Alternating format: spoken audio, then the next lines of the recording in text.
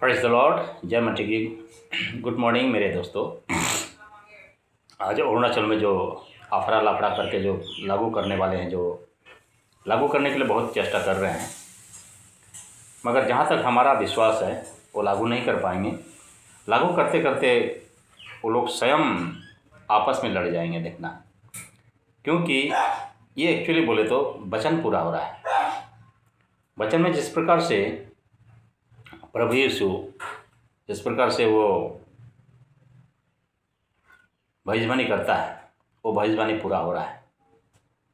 जैसे कि आज अगर कोई भी मसीहत को रुकावट करने के लिए, मसीहत के ऊपर में अत्याचार, मसीहत के ऊपर में बहुत कुछ कानून लेके आ रहे हैं लोग, लेकिन इन लोग को पता नहीं है कि इसका अंजाम किस पर लगेगा और इसका अंजाम क्या हो सकता है। क्योंकि विरोध उसका किया जाता है जो अन्याय करने वाले, जो अभंडाली करने वाले, पाप करने वाले, आतंकवादी का, अन्याय का, इस प्रकार का गुनाहों का उसका विरोध किया जाता है। ऐसे मसीह लोग कोई गुनाह करने वाले में से नहीं है।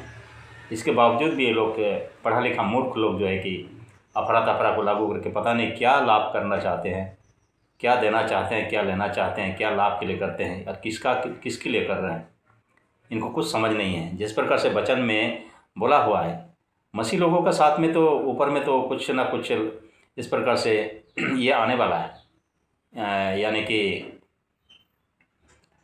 क्लेश आने वाला है, प्रभु का भविष्यवाणी के अनुसार आने वाला है। जिस प्रकार से बोलता है कि अगर ये लोग इस प्रकार से अगर कुछ गलत करने के लिए कुछ कर रहे हैं, मसीह लोगों का ऊपर में अत्याचार कर रहे हैं, ये तो अत्याचार होना ही था और क्लेश आना ही था।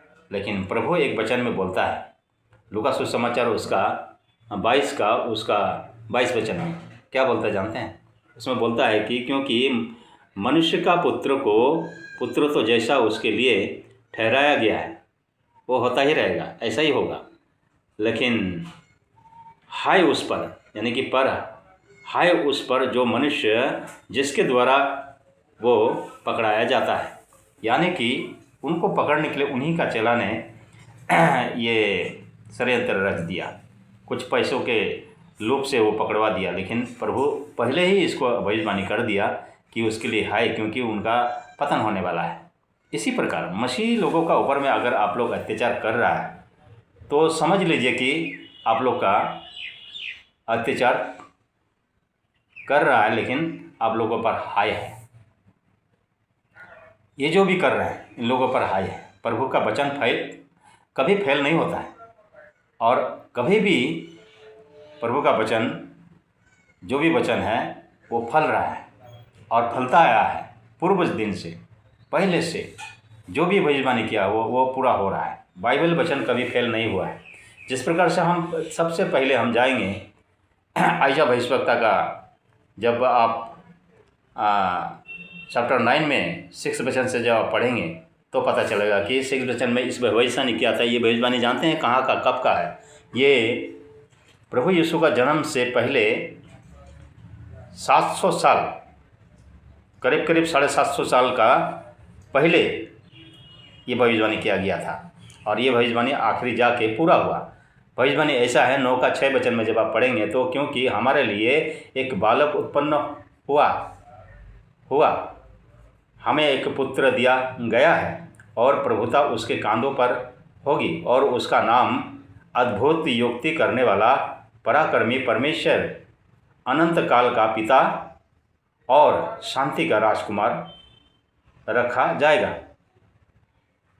प्रभु का शांति का राजकुमार है, उसकी प्रभुता सर्वदा बढ़ती रहेगी और उसकी शांति का अंत ना होगा।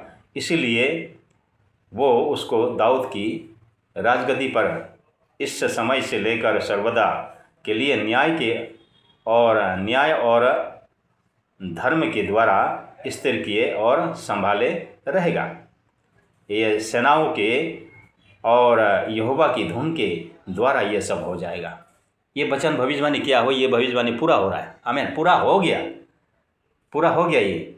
फिर आप जब इसी आयशा भविष्यवक्ता का, जब आयशा भविष्यवक्ता नहीं, फिर आप जब ये जो भविष्यवाणी किया था, जो हमारा अत्याचार के लिए, चाहे हमारा ये मसीह लोगों का कुछ अत्याचार के लिए, प्रभु भी इसका भविष्यवाणी कर चुका है कि मतलब जैसे कि चुने हुए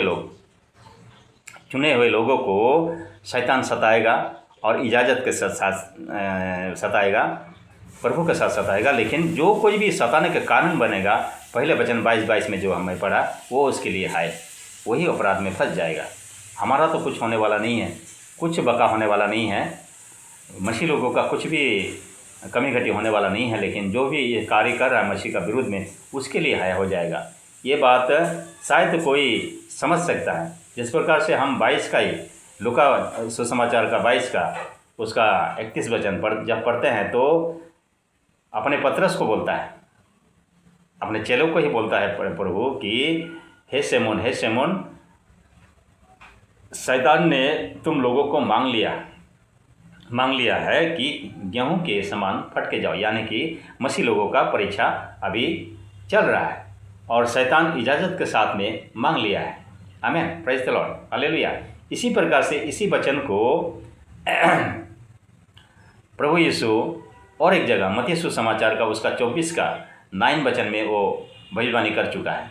भविष्यवाणी क्या बोला है कि तब वे, जब इस प्रकार से पृथ्वी पर आएगा मसीहा विरोधी, मसीह लोगों का ऊपर में जब अत्याचार होना आरंभ होगा, तो तब वे क्लेश दिलाने के लिए तुम्हें पकड़वाएंगे। आज सब पास्टर लोगों को, विश्वासी लोगों को, मिशनरी लोगों को पकड़वा रहे हैं, लोग बेकसूर का पकड़वा रहे हैं, अननेसेसरी कानून बना रहे हैं, अननेसेसरी इल्ज़ाम लगा रहे हैं। इल्ज़ाम का कोई भी प्रूफ नहीं है, कोई भी सबूत नहीं है, इसके बावजूद भी ये लोग ऐसे कर रहे हैं और तुम्हें मार डालेंगे और मेरे नाम के कारण सब जातियों के लोग तुम्हें बैर रखेंगे। आज मसीह लोगों का ऊपर में बैर रखने वाला जो भी है, ये लोग विधर्मी लोग हैं, जो कि सिर्फ यीशु मसीह के नाम से हमको बैर कर रहे हैं, क्रिश्चियन लोगों को बैर कर रहे हैं, और कोई कारण नहीं है, और दूसरा कोई भी कारण नहीं है, उन लोग का प्रूफ नहीं है, कुछ भी नहीं है, सिर्फ उनका नाम के कारण हमें इन लोग जो है कि विरोध में आ रहे हैं, हमें निंदा कर रहे हैं, हमें ताड़ना दे रहे हैं। इस प्रकार से है। तो लास्ट में जाके आप सोच के देखो, जब आप फिर एक वचन में पढ़ेंगे, जब 7 आइजा भविष्यवक्ता का 7 का उसका 14 वचन जब आप पढ़ेंगे, ये भी 750 साल पहले इसको भविष्यवाणी किया हुआ था। वही भविष्यवाणी भी पूरा हुआ। कैसे पूरा हुआ? कहते इस कारण प्रभु आप ही तुमको एक चिन्ह देगा, सुनो, एक कुमारी गर्भवती होगी और पुत्र जनेगी और उसका नाम इम्मानुएल रखेगी। क्योंकि प्रभु भी जन्म हुआ, उनका नाम भी इम्मानुएल रखा गया। नए नियम में भी ये बात को दर्शाया गया, जिस प्रकार से हम मत्ती सुसमाचार 1 का 23 में पढ़ते हैं और लूका का 1 का 31 में हम पढ़ते हैं। ये बात पूरी रीति से वचन के अनुसार फैल रहा है, तो ये 22 लूका का 22 वचन क्यों नहीं फैलेगा? बोलता है कि मसीहत को झेलना है, तकलीफ झेलना है, परीक्षा करना है, ये तो होके रहेगा, लेकिन इसका कारण जो भी बनेगा उनके लिए है। और आखिरी में जब न्याय के दिन आएगा, तो हम मत्ती सुसमाचार 25 का 41 वचन में जब हम पढ़ते हैं, तो 41 वचन में क्या बोला जाता है? 41 वचन में बोलता है कि मेरे बाएं तरफ वाला श्रापित लोग, तुम लोग नरक में चले जाओ। जो नरक शैतान के लिए, लूसीफर के लिए बनाया गया था, उसके दूतों के लिए बनाया गया था, उस पर तुम लोग चले जाओ। और जो लोग सहन करके, विश्वास करके, जो लोग दृढ़ विश्वास से डटा रहा और अपने प्राण देने तक विश्वास योग्य रहा, वो लोग को सीधा स्वर्ग राज्य में उनको प्रवेश कराएगा। ये अंतिम न्याय में होगा। इससे पहले जब मरेंगे ये लोग, जो है कि जो मरेंगे तो अधोलोक में जाएंगे और पीड़ा में पड़ेंगे। जिस प्रकार से हम लूका सुसमाचार का 16 का 19 से 22 तक जब हम पढ़ते हैं, तो एक धनी व्यक्ति जो है कि इतना सुंदर उसको प्रार्थना करके गाड़े जाने के बाद भी उसका आत्मा अधोलोक में चला गया, क्योंकि वो जीते जी इस संसार में प्रभु का खुदाई नहीं किया, प्रभु को ढूंढने के लिए काम नहीं किया और धार्मिकता का कोई काम नहीं किया। इस प्रकार वो कोई पाप भी नहीं किया, तो पर भी वो नरक चला गया। क्यों? क्योंकि जीते जी अगर परमेश्वर का विरोध कर रहा है और परमेश्वर का खोजी का काम नहीं कर रहा है, तो फिर उसका नए नरक तय है। मैं आशा करता हूँ ये विरोधी लोग समझ जाएंगे इस वीडियो को देखकर कि वो लोग क्या कर रहे हैं। आखिरी में इनका पतन तय है। प्रभु के भविष्यवाणी के अनुसार वचन कोई भी फेल नहीं होने वाला है, वचन पूरा होने वाला है। लेकिन मसीहत को आप लोग एक सरसों बराबर भी कुछ कमी घटी नहीं पहुंचा सकेगा, ना ही ढकल सकेगा, ना घटा सकेगा, ना कुछ पीछे कुछ भी रोकने भी नहीं सकेगा।